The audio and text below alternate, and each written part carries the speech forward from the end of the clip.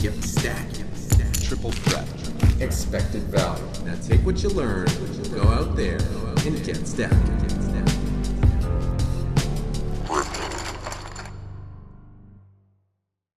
What up, Gripsters and random YouTubers? Evan here for Grips.com. Continue with my review of Archer George 1066. Bunch of numbers, bunch of letters, names, kind of guys. Victory on 888 poker for $7,200 in the Wednesday Challenge, a $35 buy-in, 2x chance tournament. So we have arrived. We are on the final table. And let's talk about it a little bit. Actually, I'm going to play us through one hand because someone is missing. And now they are here. I think it was I will win. Anyway, final table. We have 14 big blinds. So we're going to be the short stack. We have nothing to lose, everything to gain. There are a couple of other short stacks, Victoria and should be FFS timed out, not FSS, but maybe FFS was taken. You know, fuck's sakes, timed out. For fuck's sakes, man. They both have 15 big blinds, but the pay jumps aren't huge from 9th, 8th to 7th, so we can totally come in here gambling and try to get back in the game. The other players have around 30 to 40 big blinds each, so one double up gets us back into the mix, into the field with everybody else, whereas right now we're just kind of waiting. I don't think we need to worry too much about trying to move up the payout structure, but FFS helped with that real quick, and now Victoria's the only one left, and maybe she'll be gone soon. So Ace-Jack, we want to put the pressure on. We are not folding this hand. This guy's limp shoving range actually probably has a bunch of hands that we dominate or are flipping with. He'd probably open shove with stronger stuff, but maybe he's one of those tricky trappy guys. Anyway, we win a flip. It's not like we would ever fold Ace-Jack blind first blind on that stack size, whether the guy open shoved or whether the guy min raised, whatever, we're going with it. And George is doing his 3-bet thing. It is kind of risky at the start of a final table to be 3-betting against someone who has a very deep stack and has room to play, but at the same time, they may not want confrontation, so we get that through. And just noticing this hand and the sequence of hands, I can see that George is someone who's kind of playing based on momentum, based on emotion. He's like, when he's feeling good, when he's feeling the rush, he's going with it. He's riding the rush. He's going to play his hands based on that. A little bit more so than what his exact holding is and what the considerations of the other players are. And this is pretty common with most live players and most recreational players, is they're playing based on emotions. And this is something you really want to understand, especially when playing live tournaments or especially when playing against recreational players, is that their decisions are often going to come down to how they're feeling, what's happened the last 5 minutes, what's happened the last 10 minutes. Especially if you were involved. Do they have beef with you? Do they want to go after you? Stuff like that. And that will help you adjust your strategy by recognizing just how much wider the ranges are and stuff. So we definitely got a fast play here. We flop top 2 on a very draw-heavy board. When we raise, our opponent can put us on many flush draws and many straight draws and will not be able to fold an overpair. Likewise, we don't want to call and invite the Mad Star in cheaply. So I like the fast play. I don't know what we're up against, but it looks like we beat it. And bam, suddenly we got 1,000,000 chips. That crazy peel pre-flop with the 9-10 offsuit ended up being a very lucrative investment. Obviously, we caught a lucky flop. But the worse your opponents are and the more deep stack they are, the more you can justify peeling with hands that are not considered good hands because of the implied odds. We risked how much pre-flop? 32K, so 2 of our 34 big blinds or so to win 1,000,000 chip pot. I mean, that's pretty sweet. And now that we have 1,000,000 chips on the final table, we can do crazy amounts of damage. Like if you're in a spot where getting a big stack is going to be worth a lot to you, which is what it is on the final table of a tournament or the final table bubble of a tournament, it's worth taking a risk or a small risk pre-flop. Maybe even a slightly negative EV risk pre-flop because the upside potential of getting those chips is just so massive. Whereas if this is like at the start of the tournament where having a ton of chips doesn't make a big difference anyway, because everyone's deep stacked and there's nothing to be gained by picking up the blinds and stuff, then there's less incentive to, make those loose peels pre. All right, so we try to control the action. I will win is having none of it, and we fold an ace-5 suited, where I am 95% sure that if we had won the last hand with the sevens, that ace-5 suited would have been getting raised. So it's momentum. It's something that Doyle Brunson talked about, playing the card rush and going with it. And a lot of people subscribe to this way of thinking, this type of thought. So if you think someone's trying to ride the rush, well, just try to end it for them by putting some pressure back. So this is a great guy to be 3-betting. He's opening off a 20 big blind stack, but there are a couple stacks that have like 10 bigs, 12 bigs. He's not going to want to go up before them. So now we can fire 60 to 80K. And if he doesn't have an ace, we're taking this pot down. George bet 123, which is just unnecessary. This guy is only going to continue if he has an ace. There's no need to risk 123K chips to get the job done. You can do a 60K, but easy fold once check raised. I think that the actual hand we did it with was, there was no value in the hand whatsoever. But if you look at the fact that we're on the final table, the fact that this guy's playing loose, the fact that there's money to be made by just surviving and moving up, this guy's not going to want to tangle with the guy who has the big stack, and that is kind of how you use your big stack. It's important to be selective of when you put the 3-bets out there, to be cognizant of your image, to know who is trying to move up, who is going to respect what's going on, and who's just going to have none of it, and choose your targets accordingly. Anyway, we flop trips, and this guy's Tommins is leading out at us. No need to raise, just let him drive the action and wait till the river to pop our raise in. He was probably bluffing, and we got a couple of streets out of him. Pre-flop raise, fire a c-bet, and apparently we are floating. Let's hear what's going on here.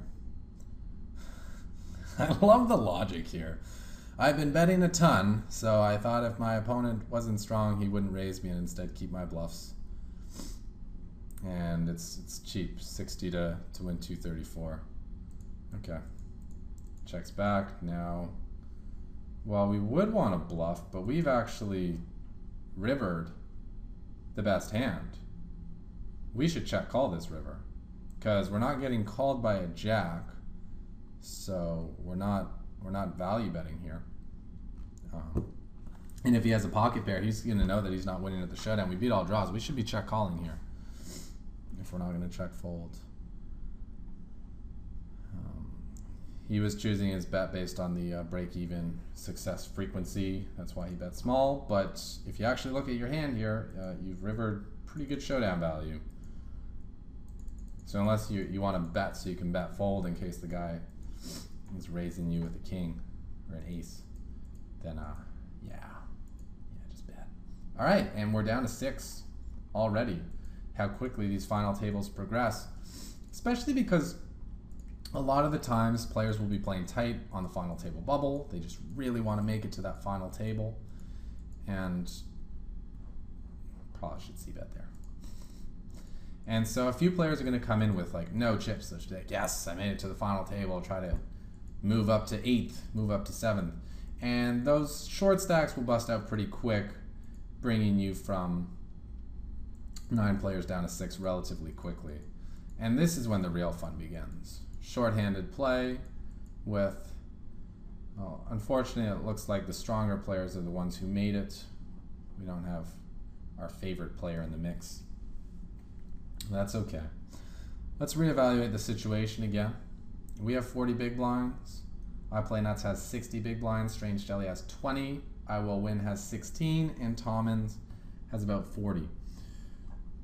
Tommins has shown he doesn't really want to get pushed around.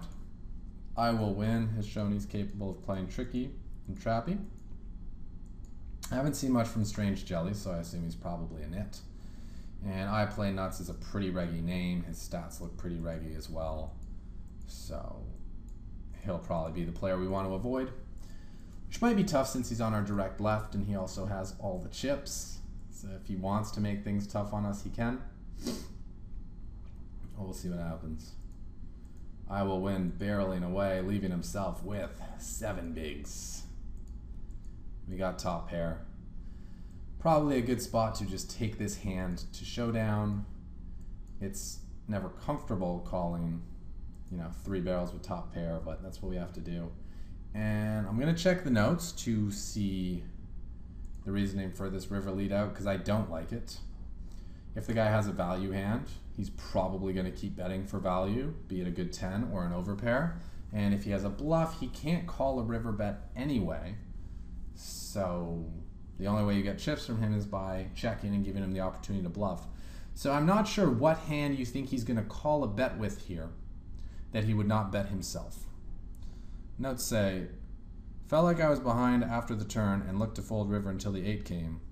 Could have check raised given he was betting strong. Well, you could check raise, possibly. But just in case you're coolered, since you're both the big stacks, you probably just want to check call. He has queens. Queens would have bet anyway. So we end up getting the same value. But we give up some value from his bluffs here by leading out. I think it's also really hard for us to have a bluff when we lead out on that board. Anyway, nice catch. Very nice stack, and that should probably slow down I play nuts. Easy call of the short stack shove here with ace jack, and we're down to 4. It's getting intense. Tommen's getting chips. Our chip position's great. We can apply a lot of pressure to the other players. Just raise and c-bet at a very, very high frequency. Picking up what's in the middle every hand is very valuable to us. There's 50K out there every hand. And it just further distances us from the rest of the field so that, they'll wait each other out, try to move up the payout structure while we're building chips, so that when it gets 3-handed and heads up, the odds of us winning are going to be just so great because we already have every chip in our stack. Here with the 10s, we probably want to be 3-betting with the intentions of getting all our chips in the middle. It's great because we have the hand that we can comfortably take the action with. It's also nice because we're going to look like we're just trying to push everyone around, which may get them a little more frustrated with us. But we maintain that mystery because we didn't show our hand. George, you are running like the Lord himself. This is a spot where I actually like a turn lead, because even if he has an ace, I play nuts may check it back for pot control after getting called in 2 spots on the flop. Also, if anyone has a gutter or 3 outs to make better aces up or a mid pair, we want to charge them. And so I like a lead there on the turn. Back to raising and taking. Just seeing a lot of flops. Easy call with the queens. Suck out central. Oh, we're free rolling some equity. Boom, we are 3-handed. Okay, and this is going really fast, and I think that 3-handed is gonna go fast, but we'll wait till we're heads up, and then we'll do a final part for heads up only. Wow, this hand's crazy. Aren't you guys glad I didn't end the video yet? Wow. Okay. Let's take a look. So I'm like, why didn't he just c-bet? When we check call instead of betting, we're representing that we have some sort of showdown value. So when we're check raising, because we're representing that we had a king, and then just massive overshove. Wow. Notes say he's exploiting the ICM on the river. It's a hard call, even with the king now. The 10s come possibly making the straight. He's not going to put you on a gut shot. Maybe a bit expensive. I love the analysis. Just get it in the mind of someone else. I think with a king, this guy's probably still going to call you. He's not going to love it, but it's just too unlikely that you have a better hand than him, even with this line. But the pressure here comes that this guy has a very good chance of getting second place. He doesn't want to call and be wrong, go third. So he's unlikely to make a hero call. I would say we don't need to bet that big to make a queen fold, but apparently we're not trying to just make a queen fold. We're trying to make a king fold. And the overbet shove for 2x pot actually is a bet that if there's any bet that can fold out a king, it's the massive overshove. So I kind of dig it. It's pretty sexy. It's pretty risque. Hey, the read was on, and you got the job done. Yeah, we just go back to raise and take, raise and take, raise and take.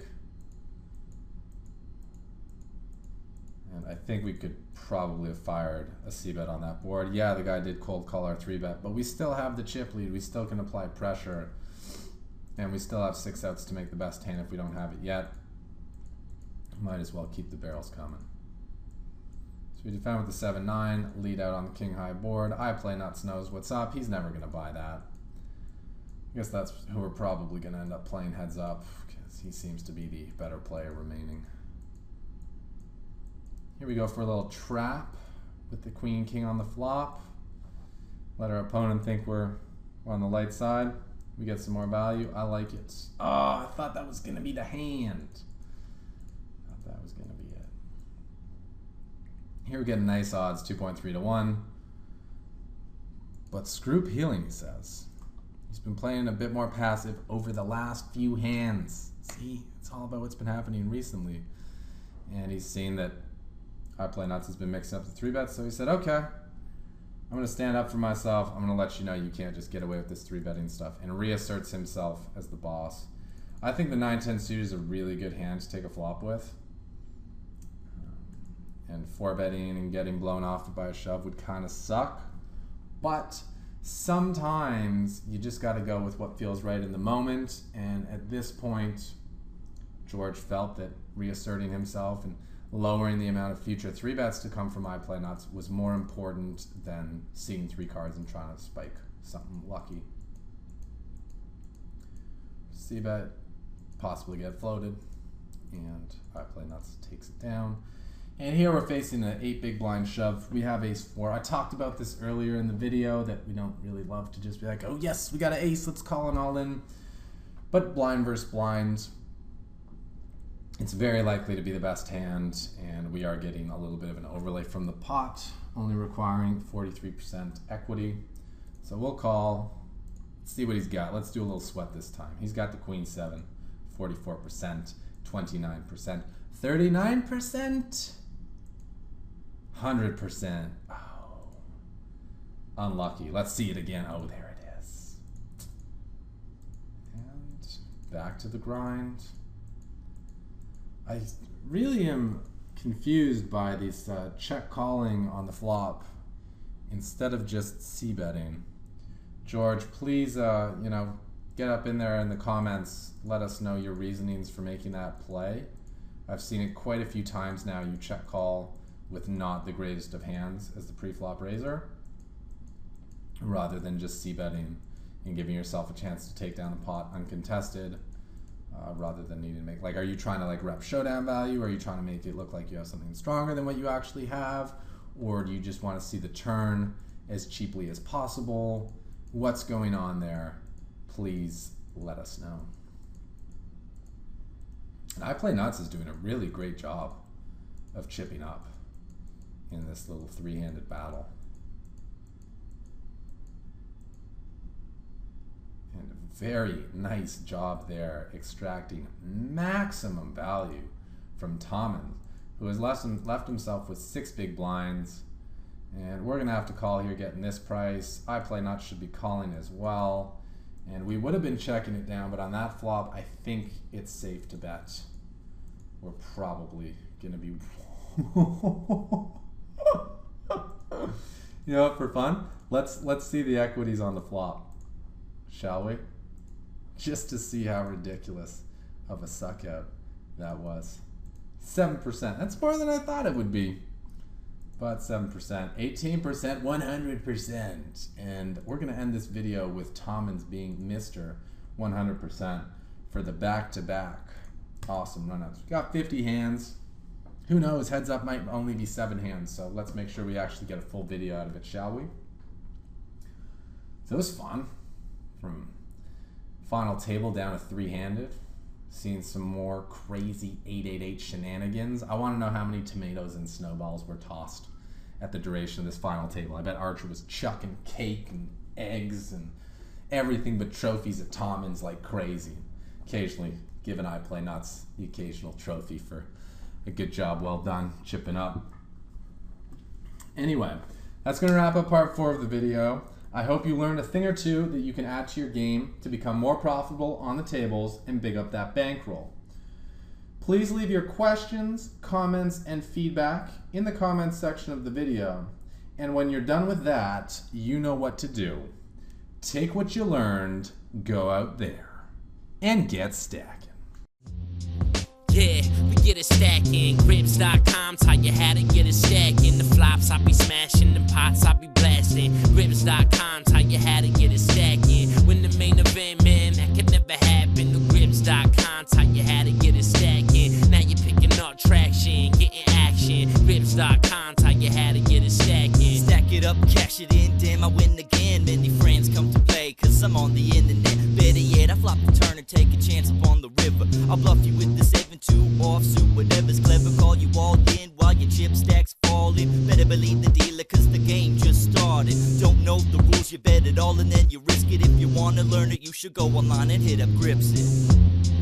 Yeah, we get it stacking. Grips.com taught you how to get it stacking. The flops I be smashing, the pots I be blasting. Grips.com taught you how to get it stacking. When the main event, man, that could never happen. The Grips.com taught you how to get it stacking. Now you're picking up traction, getting action. Grips.com taught you how to get it stacking. Ever since a young cat, want a pocket stack with cash in the fast stack, crammed in the clam clip. Gotta get the action, gotta get it stacking. Dollars on the noggin, want a lot of transactions. Started as a little retarded, now with the knowledge, playing cards, flopping, bombarded cause it was harder than I thought. Then I got on Grips.com, asking and got what I needed to be to me get it stacking.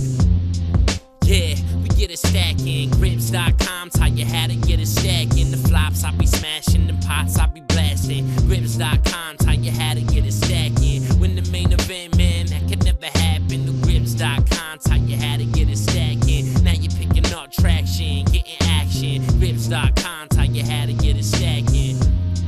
Yeah, we get it stacking. Grips.com taught you how to get it stacking. The flops I be smashing, the pots I be blasting. Grips.com taught you how to get it stacking. When the main event, man, that could never happen. The Grips.com taught you how to get stacking. Now you're picking up traction, getting action. Grips.com taught you how to get it stacking. Yeah, we get it stacking. Grips.com taught you how to get it stacking. The flops I be smashing, the pots I be blasting. Grips.com taught you how to get it stacking. When the main event, man, that could never happen. The Grips.com